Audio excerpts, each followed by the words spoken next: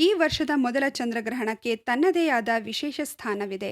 ಈ ಚಂದ್ರಗ್ರಹಣವು ನಮ್ಮ ಕರ್ನಾಟಕದಲ್ಲಿ ಗೋಚರಿಸುತ್ತಿದ್ದು, ಈ ಚಂದ್ರಗ್ರಹಣಕ್ಕೆ ಜ್ಯೋತಿಷ್ಯ ಶಾಸ್ತ್ರದಿಂದ ವಿಶೇಷವಾಗಿ ಒಂದು ಭೌಗೋಳಿಕ ಕೌತುಕ ಘಟನೆ ಅಲ್ಲದೆ ಅತ್ಯಂತ ಪ್ರಭಾವ ಉಂಟಾಗುವ ಹಾಗೂ ನಮ್ಮ ಭಾರತದಲ್ಲಿ ಗೋಚರಿಸುವ ಭಯಂಕರ ಪೆನಂಬ್ರ ಚಂದ್ರಗ್ರಹಣವಾಗಿದೆ.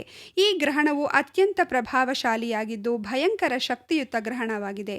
ಭಾರತದಲ್ಲಿ ಗ್ರಹಣಗಳಿಗೆ ತನ್ನದೇ ಆದ ವಿಶೇಷ ಸ್ಥಾನವಿದ್ದು, ಅದರಲ್ಲೂ ಕರ್ನಾಟಕದಲ್ಲಿ ಗೋಚರಿಸುವ ಈ ವರ್ಷದ ಮೊದಲ ಚಂದ್ರಗ್ರಹಣಕ್ಕೆ ಸೂತಕದ ಅವಧಿಯು ಮಾನ್ಯವಾಗುತ್ತಿರುವ ಕಾರಣಕ್ಕೆ ಪ್ರತಿಯೊಂದು ನಿಯಮ ಪಾಲನೆ ಕಡ್ಡಾಯವಾಗಿರುತ್ತದೆ. ಈ ವಿಡಿಯೋದಲ್ಲಿ ಈ ವರ್ಷದ ಅಂದರೆ ಈ 2026ರ ಮೊದಲ ಚಂದ್ರಗ್ರಹಣವು ಇದೇ ಮಾರ್ಚ್ ತಿಂಗಳಿನಲ್ಲಿ ನಡೆಯುತ್ತಿದ್ದು, ಕರ್ನಾಟಕದಲ್ಲಿ ಗ್ರಹಣ ನಡೆಯುವ ಸಮಯ ಎಷ್ಟು, ಚಂದ್ರಗ್ರಹಣದ ಸಂದರ್ಭದಲ್ಲಿ ಗರ್ಭಿಣಿ ಇರುವ ಮಹಿಳೆಯರು ಅಗತ್ಯವಾಗಿ ಪಾಲಿಸಬೇಕಾದ ನಿಯಮಗಳು ಯಾವ್ಯಾವುವು ಎಂಬುದನ್ನು ತಿಳಿಸಲಾಗುತ್ತದೆ.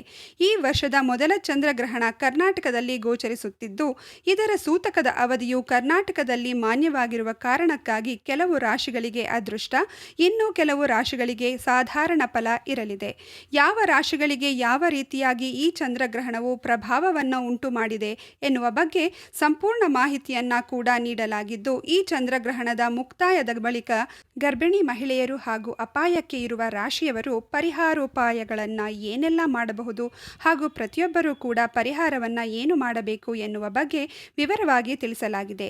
ಜೊತೆಗೆ ಗ್ರಹಣವನ್ನು ಹೇಗೆ ಬಿಡಬೇಕು ಅನ್ನುವುದನ್ನು ಕೂಡ ವಿವರಿಸಲಾಗಿದ್ದು, ಈ ವಿಡಿಯೋವನ್ನು ತಪ್ಪದೆ ಪ್ರತಿಯೊಬ್ಬ ಗರ್ಭಿಣಿ ಇರುವ ಮಹಿಳೆಯರಿಗೂ ತಲುಪುವವರೆಗೂ ಶೇರ್ ಮಾಡಿ. ನೀವು ಕೂಡ ಗ್ರಹಣ ಮತ್ತು ದೇವರನ್ನ ನಂಬುವರಾಗಿದ್ದರೆ ಈ ವಿಡಿಯೋಗೆ ಈಗಲೇ ಒಂದು ಲೈಕ್ ಮಾಡಿ. ಈ ವರ್ಷದ ಮೊದಲ ಚಂದ್ರಗ್ರಹಣವು ಭಾರತದಲ್ಲಿ ಗೋಚರಿಸುತ್ತಿದ್ದು, ಅದು ನಮ್ಮ ಕರ್ನಾಟಕದಲ್ಲಿ ಚಂದ್ರಗ್ರಹಣ ನಡೆಯುವ ಸಮಯ ಹಾಗೂ ಇದರ ಪ್ರಭಾವ, ವೈಜ್ಞಾನಿಕ ದೃಷ್ಟಿಕೋನ ಹಾಗೂ ಜ್ಯೋತಿಷ್ಯ ಶಾಸ್ತ್ರದ ಪ್ರಭಾವ ಸಂಪೂರ್ಣ ಮಾಹಿತಿಯನ್ನು ತಿಳಿದುಕೊಳ್ಳಲು ಈ ವಿಡಿಯೋವನ್ನು ಕೊನೆಯವರೆಗೂ ನೋಡಿ. ಮಾರ್ಚ್ ತಿಂಗಳಲ್ಲಿ ಸಂಭವಿಸುತ್ತಿರುವ ಚಂದ್ರಗ್ರಹಣದ ಬಗ್ಗೆ ಸಂಪೂರ್ಣವಾಗಿ ತಿಳಿದುಕೊಳ್ಳಲಿದ್ದೇವೆ. ಚಂದ್ರಗ್ರಹಣ ಅಂದರೆ ಕೇವಲ ಆಕಾಶದಲ್ಲಿ ಒಂದು ದೃಶ್ಯ ಮಾತ್ರವಲ್ಲ, ಅದು ವಿಜ್ಞಾನಕ್ಕೂ ಆಶ್ಚರ್ಯ, ಜ್ಯೋತಿಷ್ಯಕ್ಕೂ ವಿಶೇಷ ಸೂಚನೆ ಮತ್ತು ಆಧ್ಯಾತ್ಮಿಕ ಚಿಂತನೆಗೂ ಒಂದು ಅವಕಾಶವಾಗಿದೆ.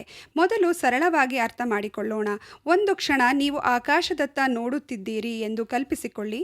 ಪೂರ್ಣಚಂದ್ರನು ಪ್ರಕಾಶಿಸುತ್ತಿದ್ದಾನೆ, ಆದರೆ ನಿಧಾನವಾಗಿ ಚಂದ್ರನ ಮೇಲೆ ಒಂದು ಕತ್ತಲೆಯ ನೆರಳು ಹಬ್ಬುತ್ತಾ ಹೋಗುತ್ತದೆ. ಕೆಲವು ಸಮಯದ ನಂತರ ಚಂದ್ರ ಸಂಪೂರ್ಣವಾಗಿ ಮಬ್ಬಾಗಿ ಬಿಡುತ್ತಾನೆ. ಕೆಲವೊಮ್ಮೆ ಕೆಂಪು ಬಣ್ಣದಂತೆ ಕಾಣುತ್ತಾನೆ. ಇದನ್ನೇ ನಾವು ಚಂದ್ರಗ್ರಹಣ ಎಂದು ಕರೆಯುತ್ತೇವೆ. ವಿಜ್ಞಾನದ ಪ್ರಕಾರ ಸೂರ್ಯ, ಭೂಮಿ ಮತ್ತು ಚಂದ್ರನು ಒಂದೇ ಸರಳ ರೇಖೆಯಲ್ಲಿ ಬಂದಾಗ ಭೂಮಿಯ ನೆರಳು ಚಂದ್ರನ ಮೇಲೆ ಬೀಳುತ್ತದೆ.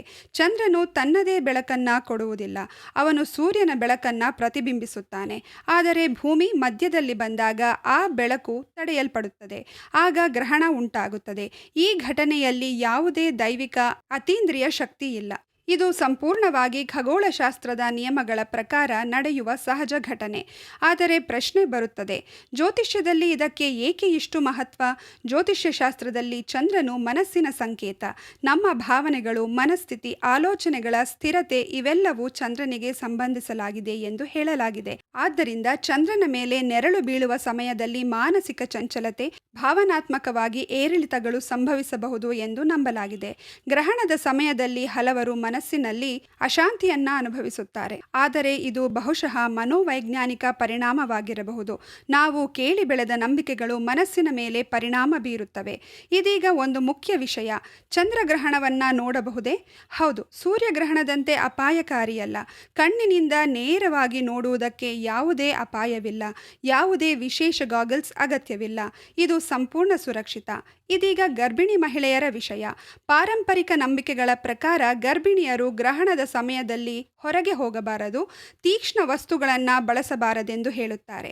ಆದರೆ ವಿಜ್ಞಾನಾತ್ಮಕವಾಗಿ ಇದರ ಪರಿಣಾಮ ಸಾಬೀತಾಗಿಲ್ಲ. ಚಂದ್ರಗ್ರಹಣದಿಂದ ಯಾವುದೇ ಕಿರಣೋತ್ಪತ್ತಿ ಅಥವಾ ಹಾನಿಕಾರ ಅಲೆಗಳು ಬರುತ್ತದೆ ಎಂಬುದಕ್ಕೆ ಪೂರಕ ಸಾಕ್ಷ್ಯ ಇಲ್ಲ. ಆದರೆ ಮನಃಶಾಂತಿ ಅತ್ಯಂತ ಮುಖ್ಯ. ಗರ್ಭಿಣಿಯರು ಆತಂಕ ಪಡಬಾರದು, ವಿಶ್ರಾಂತಿ ತೆಗೆದುಕೊಳ್ಳುವುದು ಉತ್ತಮ. ಈಗ ಜ್ಯೋತಿಷ್ಯ ದೃಷ್ಟಿಯಿಂದ 12 ರಾಶಿಗಳ ಮೇಲೆ ಪರಿಣಾಮ ನೋಡೋಣ.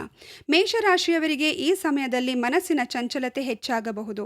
ತಾಳ್ಮೆಯಿಂದ ವರ್ತಿಸಿದರೆ ಸಮಸ್ಯೆಗಳು ತಪ್ಪುತ್ತವೆ. ವೃಷಭ ರಾಶಿಯವರು ಹಣಕಾಸಿನಲ್ಲಿ ಎಚ್ಚರಿಕೆ ವಹಿಸಬೇಕು. ಅನಗತ್ಯ ಖರ್ಚು ಕಡಿಮೆ ಮಾಡಿ. ಮಿಥುನ ರಾಶಿಯವರಿಗೆ ಹೊಸ ಆಲೋಚನೆಗಳು ಬರುತ್ತವೆ, ಆದರೆ ನಿರ್ಧಾರ ತೆಗೆದುಕೊಳ್ಳುವಲ್ಲಿ ಆತುರ ಬೇಡ. ಕರ್ಕಾಟಕ ರಾಶಿಯವರಿಗೆ ಇದು ಆತ್ಮ ಪರಿಶೀಲನೆಯ ಸಮಯ. ಕುಟುಂಬದೊಂದಿಗೆ ಹೆಚ್ಚು ಸಮಯ ಕಳೆಯಿರಿ.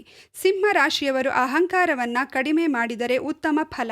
ಕನ್ಯಾ ರಾಶಿಯವರಿಗೆ ಉದ್ಯೋಗದ ಬಗ್ಗೆ ಗಮನ ಕೊಡಬೇಕಾದ ಸಮಯ.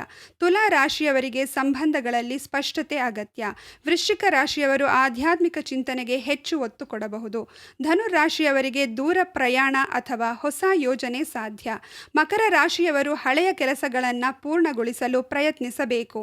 ಕುಂಭ ರಾಶಿಯವರಿಗೆ ಸ್ನೇಹಿತರ ಸಹಾಯ ದೊರೆಯಬಹುದು. ಮೀನ ರಾಶಿಯವರು ಧ್ಯಾನ ಮತ್ತು ಪ್ರಾರ್ಥನೆ ಮೂಲಕ ಮನಃಶಾಂತಿ ಪಡೆಯಬಹುದು. ಗ್ರಹಣದ ಸಮಯದಲ್ಲಿ ಏನು ಮಾಡಬಹುದು? ಮಂತ್ರ, ಜಪ, ಧ್ಯಾನ, ಶಾಂತವಾಗಿ ಕುಳಿತು ಚಿಂತನೆ, ಇವು ಮನಸ್ಸಿಗೆ ಒಳ್ಳೆಯದು. ಗ್ರಹಣ ಮುಗಿದ ನಂತರ ಸ್ನಾನ ಮಾಡಿ ಮನೆಯನ್ನ ಸ್ವಚ್ಛತೆ ಮಾಡುವುದು ಸಂಪ್ರದಾಯ. ಇನ್ನೊಂದು ವಿಷಯ, ಗ್ರಹಣಗಳು ನಮ್ಮ ಜೀವನವನ್ನ ಸಂಪೂರ್ಣವಾಗಿ ಬದಲಾಯಿಸುವುದಿಲ್ಲ. ಅವು ಪ್ರಕೃತಿಯ ನಿಯಮಿತ ಚಕ್ರಭಾಗ. ಭಯವಲ್ಲ, ಜ್ಞಾನ ಬೇಕು. ಗ್ರಹಣವನ್ನ ಒಂದು ಆಕಾಶ ವೈಜ್ಞಾನಿಕ ಅದ್ಭುತವಾಗಿ ನೋಡಿ. ಆ ಕ್ಷಣವನ್ನ ಅನುಭವಿಸಿ. ಪ್ರತಿ ಗ್ರಹಣವು ನಮಗೆ ಒಂದು ಸಂದೇಶವನ್ನ ನೀಡುತ್ತದೆ. ಪ್ರಕೃತಿ ಎಷ್ಟು ಶಿಸ್ತಿನಿಂದ ತನ್ನ ನಿಯಮಗಳನ್ನು ಪಾಲಿಸುತ್ತದೆ ಎಂಬುದನ್ನು ನೋಡಿ. ಸ್ನೇಹಿತರೆ, ಈ ಮಾಹಿತಿಯನ್ನು ಇತರರಿಗೂ ಹಂಚಿಕೊಳ್ಳಿ. ಜ್ಞಾನ ಹಂಚಿದಷ್ಟು ಬೆಳೆಯುತ್ತದೆ. ಧನ್ಯವಾದಗಳು.